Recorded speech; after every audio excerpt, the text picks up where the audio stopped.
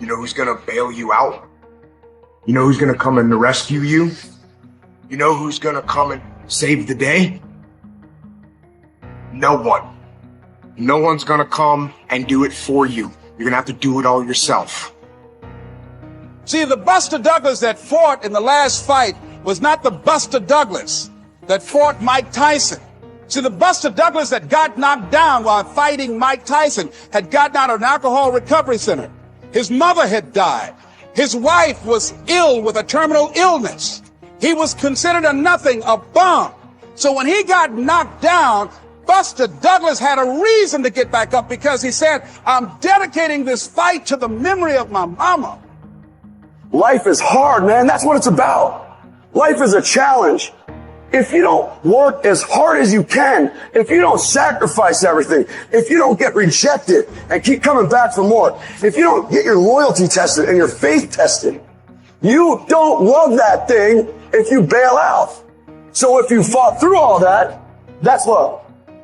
So you got to have some reasons that when life knocks you down, and it's going to. Hello, it's going to knock you down. When people disappoint you, and that's going to happen. When they betray you, and that's going to happen. When they lie to you, and that's going to happen. When they say, oh, you can count on me, and they won't show up, and that's going to happen. When you want to throw in the towel and give up yourself, and that's going to happen. When life collapses on you and catch you on the blind side, what reason can you remember that you can call on, that you can reach on, that can make you get back up? Find that reason. Because when life had knocked me down, I said, life, I'm doing this because I want to make my mama proud. I'm doing this because I want my children to have a better life than what I have. I'm doing this because all my life I've been told I'd be a loser, that I wouldn't make it. I'm doing this to make them a lie. I believe, like Frank Sinatra, he said, the best revenge in life is massive success. I'm doing this so I can become massively successful. And with that kind of courage, with that kind of affirmation and reason to empower me, I got a saying that when life knocks you down, try and land on your back, because if you can look up, you can get up. You don't have to be grim, but you do have to be serious. Hey, everybody hopes things will get better, but remember, the future does not get better by hope. It gets better by plan. And hope unaided by clear plans can finally become an illness. There's a Bible phrase that says, hope long delayed makes the heart sick. It's a sickness. I used to have the illness known as passive hope. It's bad. And there's one that is even worse, and that is called happy hope. That is really bad. The man is 50, and he's broke, and he's still smiling. That's bad. So get serious. Make plans. Put them on paper. My suggestion from experience. There's a phrase from the Bible that goes, without dreams and vision, we perish. How true. Humans have this unique ability to aspire, to dream, to go for something, to become something. Without that, life is not life. We must have dreams and never give up on our dreams. I'd like to share a few ways your use of time are affected by or influence the achievement of your goals. Have you ever thought that without some very clear written goals, you never even need to consider managing your time? Time essentials come from objectives well defined. Time can't be critical if objectives aren't defined. Now you might be one of those uniquely fortunate individuals who can keep all their objectives and purposes clearly defined in their minds and operate from that. But I wouldn't take the chance. Write your goals down and set careful priorities. Sometimes priorities are determined by the season. For a farmer in springtime, the season dictates his most important activities. During the spring, a farmer must work around the clock, burn the midnight oil, and keep the equipment running because he has only this small window of time for the planting of his crops. One of the difficulties of living in an industrialized society is the losing of the sense of seasons. When to pour it on, when to ease back, when to take advantage. It's easy to keep going from 9 to 5, year in and year out, and lose a natural sense of priorities and appropriate time. Don't let one year just blend into the next. Keep an eye on your own seasons, lest you lose track of values and substance. Part of setting priorities is learning to separate major activities from minor activities. This is a whole skill in itself, but once you have learned it, it will pay dividends you won't believe. So learn to put everything on your mental scales to be carefully weighed before you spend time or money. Of your sanity is socially distributed. And what I mean by that is, well, let's say that you know how to behave. You're well socialized. You can play with others. Now, I said already in this conversation, if you didn't learn to play with others between the time you were 2 and 4, you will never learn. And psychologists have beat their heads against the wall trying to rehabilitate antisocial children. They can't do it after the age of 4. Is that because areas of the brain just don't develop? Well, it seems to be partly because the kids fall farther and farther behind. So let's say you make the leap from egocentric dependence on your mother at 2 and 3 to immersion in a peer group. Well, then you pick peers that are at your same developmental level, and you chase each other up the developmental ladder. And the longer you're out of that, the farther you fall behind. And so, kids, 5-year-old kids might come across another 5-year-old kid who tends to cry too much if they don't get their way. And they'll say, we don't want to play with the baby. And what they're saying is, we have to find someone who's at our developmental level, shares our developmental horizon, so that we can mutually scaffold our further development. Now, they're not going to say that, obviously, but that's the situation. And kids test each other out when they first meet. So do adults. Game. Can you play? Are you playing at the same level as me? I'm playing my game at the level that will further my development. Can you play along with me? If not, well, maybe you're lower in status and I can pull you up as a mentor. Maybe you're higher in status and I can learn from you. But if you're a peer, we can play together. Anyways, if you're acceptable to your peers and you behave well, they'll accept you. And then they tell you all the time if you're acting appropriately. If your jokes are funny, if you're dominating the conversation, if you're bringing something of value to the table. And all you have to do is pay attention to the social cues, and you'll keep yourself regulated. And at the end of the day, you're going to get what you focus on. They're both true. This is both the most amazing time that's ever happened, ever in recorded history. And yet real things that are terrifying are also happening. But where you put your energy, where you put your attention, where you put your focus, is going to determine what you see. And that is the most fascinating and the most important thing you have to understand about the way that your mind works. You get what you focus on. If you focus on the things that are bad, they will become real. They will become exaggerated. They will begin to monopolize your thoughts. You'll see them everywhere. It's called the reticular activating system. Your mind is literally designed to pay attention to the things that you notice. Once you notice a certain car, you see it everywhere. Once you notice a certain dog, you see it everywhere. Once you hear a certain name for the first time, suddenly you realize that that name has been all around you this entire time. But now that you're focusing on it, now that you're looking for it, it is everywhere. So whatever you look for, it's going to be everywhere. If you look for the negative, it'll be there. But if you look for the positive, it will overwhelm you. When you manage something, you do so to keep it going. Well, you don't need to keep time going. You don't even need to watch it. You can be completely unaware of it. You can go to sleep. Doesn't matter. Time just continually moves. Doesn't need you. It doesn't need me. It just keeps moving. We don't need to do time management because there's nothing to manage. It's automatic. It continually moves. What we need to do is priority management. With the time that is continually slipping away from us, we need to manage our priorities to maximize the time we have. So don't manage your time, maximize your time. How? By doing the things that are the most important to do at that moment. Make every day your masterpiece. Do we sit down and let change just happen to us? Or are we just watching change happening around us? Or are we aware that change is happening within us? Or are we going to be those proactive people who make sure that we affect what happens to us? Change also produces 4 types of people. They are in this room. First of all, there are people who watch things happen. not all change is improvement. You used to weigh 128, and now you changed. And for some of you, that's not an improvement. You lost your wardrobe. You lost your ability to climb up steps fast. You even lost the quality of health that you had. Change doesn't mean improvement all the time. But the problem is, without change, there can be no improvement. So you have to decide what to do with change. Change will happen, and if you are not careful, it could be destructive.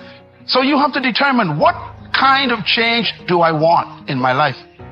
And I want you as a young person, as a mother and a father, as a business person, to think about your company even, or your family, or your educational pursuit. What kind of classes do you want to take in college this year? What kind of grades do you want? What kind of relationships you want to have in your life? Who do you want to drop and who do you want to pick up in your relationships? What kind of people do you want to associate with? Where do you want to travel that you've never been? What are the books you need to read you never read before? The changes come with choices. So what kind of person are you? Drive. That's this puppy right here. This is what you want. This is your prefrontal cortex. Drive is the mode where you're in charge of your thoughts. Okay? It's where you are fully awake, you are present, and you are driving your thoughts and actions. When you're doing that, your prefrontal cortex is active. The prefrontal cortex is the part of the brain that you need in order to learn new behavior, in order to do something difficult, in order to do something uncertain, in order to do strategic thinking. So I'm going to give you an example. So I'm a righty. If I were to try to write with my left hand, Lewis is going to torture me and tie my hand behind my back and make me do this, I could do it. It would look like I was writing with my foot. And if Lewis came up to me and said, "Hey, Mel, you want some bulletproof coffee?" I'd be like, "Lewis, I'm trying to concentrate. I can't do this."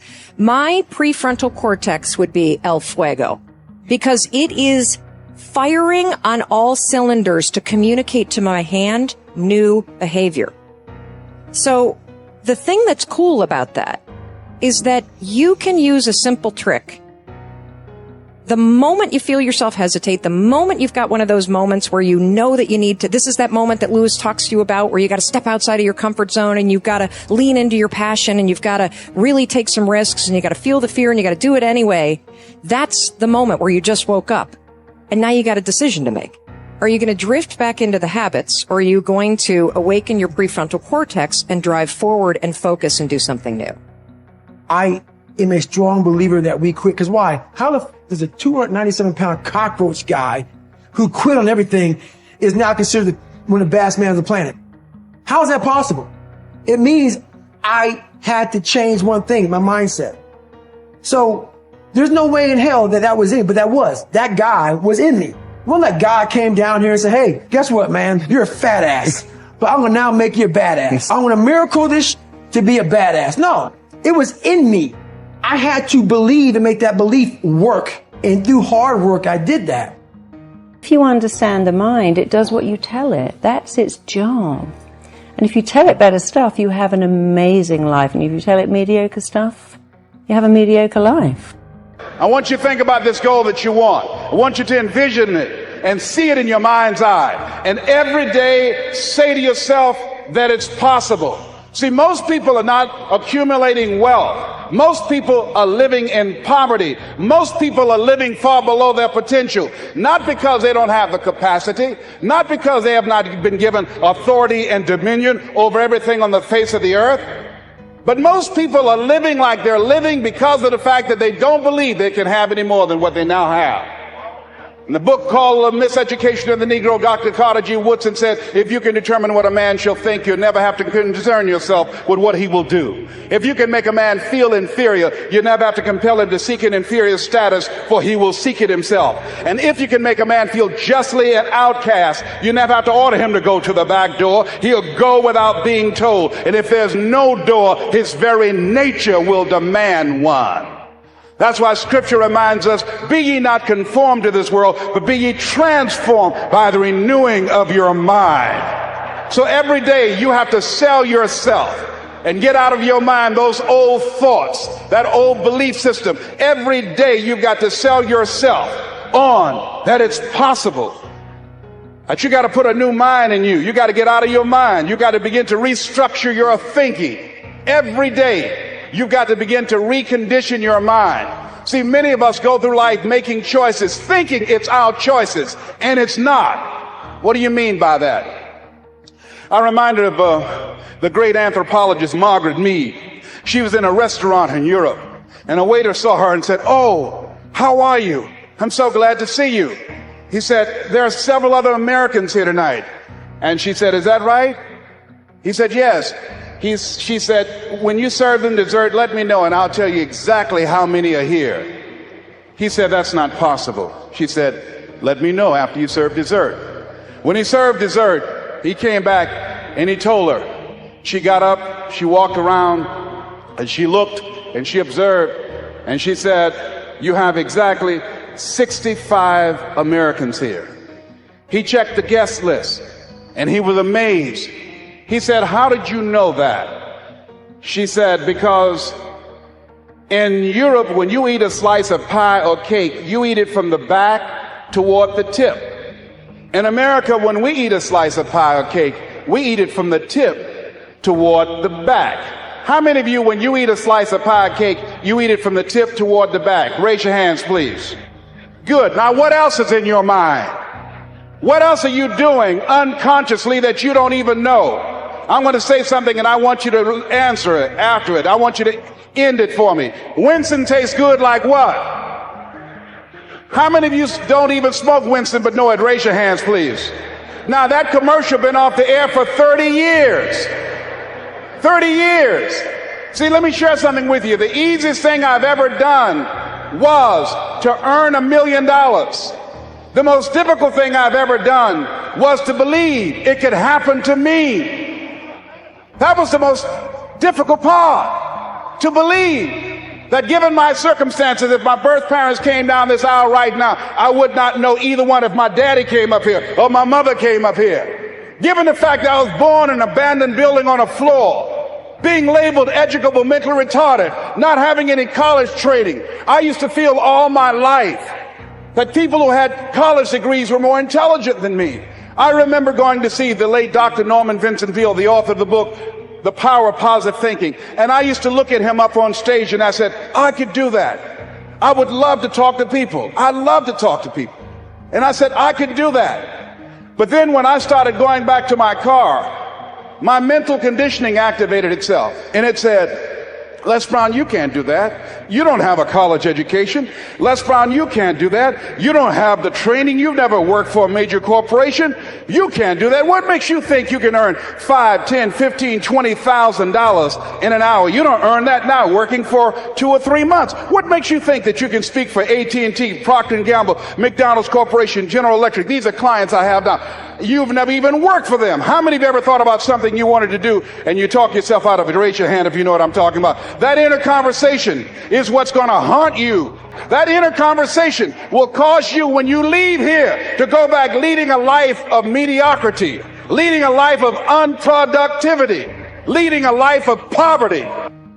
You said something in there that is really interesting, but I don't understand quite what you mean by it. So you said you have to make sure that the language is not only compelling, but absolutely up to date. What do you mean up to date? Well, I'll give you an example. I worked with somebody who was morbidly obese. And he had a story, when I was a baby, I was only 2 pounds. I nearly died. My parents had to feed me every hour, wake me up. And if I threw up the food, my mum would cry. And he has this story. I'm like, okay, but that's 50 years ago. Now you're going to die of being 600 pounds. So you have to talk to the mind and say, this is completely outdated. It's behind you. So people have a story, I can't find love because my dad left when I was 1. I can't find love because my mum preferred my brother. I can't be a success because I never went to university. I can't speak in public because I blush. And without understanding, when you describe why you can't, you keep it going. If you keep talking about the symptom, your mind keeps it alive, because whatever you focus on, you get more of. And so a lot of people have language that's completely irrelevant. Like, yes, I know your dad left when you was 1. I know your mother put you up into foster care and didn't love you, but that's then. This is now. And so they have outdated stories, outdated language. I can't do that because the classic one I heard all the time, oh my God, my boyfriend just ripped out my heart, stamped all over it, killed me. And if I find love again, it will kill me. I'm like, darling, he got bored. And you would have got bored too if you'd stuck around. And that was your starter relationship. Go and find a better one with someone amazing. Everything he loved in you, you didn't take it home with him. It's still there. So don't use that irrelevant, I found love and it killed me when it ended. So I found love, the wrong person, but I'm going to find it again with the right person. It's going to be amazing and compelling. He's going to fall in love with my soul. We're going to be together forever. Because you got to turn your mind on, and it loves exciting words, dramatic words. Really loves words that make a picture. So if I said to you, you can be the most phenomenal, powerful, awesome, incredible speaker. When you speak on stage, everyone stops to listen. You could hear a pin drop. They look at you. They hear what you're saying. They like you. The mind goes, oh, I like this. I know where I'm going here. But when you go, I'm not bad at speaking. Sometimes I'm quite good. Occasionally, I really get it right. The mind goes, what are you talking about? That's not dramatic enough for me. Yeah, I'm a huge believer in the power of self-talk, and that the way that you talk to yourself is going to have a profound impact on how you move forward. And like you said, getting excited and using big language. I'm way on board with that. Just because you feel afraid doesn't mean you have to be afraid. Just because you feel discouraged doesn't mean you have to be discouraged. Just because you have fear doesn't mean fear has to have you. It's hard to handle it. You got to fortify yourself and say, come on with it. I've got to step into it. A man's character is not judged after he celebrates a victory but by what he does when his back is against the wall. So no matter how great the setback, how severe the failure, you never give up. Life isn't forever. It finally comes to an end. One of the Beatles wrote, all things must pass. The sunrise doesn't last all day. Spring doesn't last all summer. The sunset doesn't last all night. We all have periods of time, pieces of time. And when those pieces of time comes, what you've got to do is take advantage of each time that comes. At the longest, life is brief. At the longest, life is just a small period of time. So don't waste your springs. Don't waste the opportunity to talk to someone. Don't waste the opportunity to have a meeting. Don't waste the opportunity to come to next extravaganza. Don't waste the chance. Each spring that comes, take advantage of them, because there's just a few. Don't let them all pass. Take advantage. Now here's number 3. In the course of the seasons, 1 is the winter, 2 is the spring, 3 is the summer. The summer's called challenging time. In the summer, we've got 2 things going for us. 1 is opportunity, but the other is to watch out for your enemies. Nourish your values in the spring, in the summer. Like a mother, nourish the values. So remember, it's human beings that make our lives valuable. It's not systems, it's not numbers in the marketing, it's not computers, it's not the printout, it's not points, and it's not royalties. What makes us all rich beyond our wildest imagination is people. So be mindful of investing in the summer in every person you can possibly invest in. They will make you wealthy. You want to make your goals large enough so that they challenge you, but small enough so that you have a reasonable probability of succeeding at them on a day-to-day basis.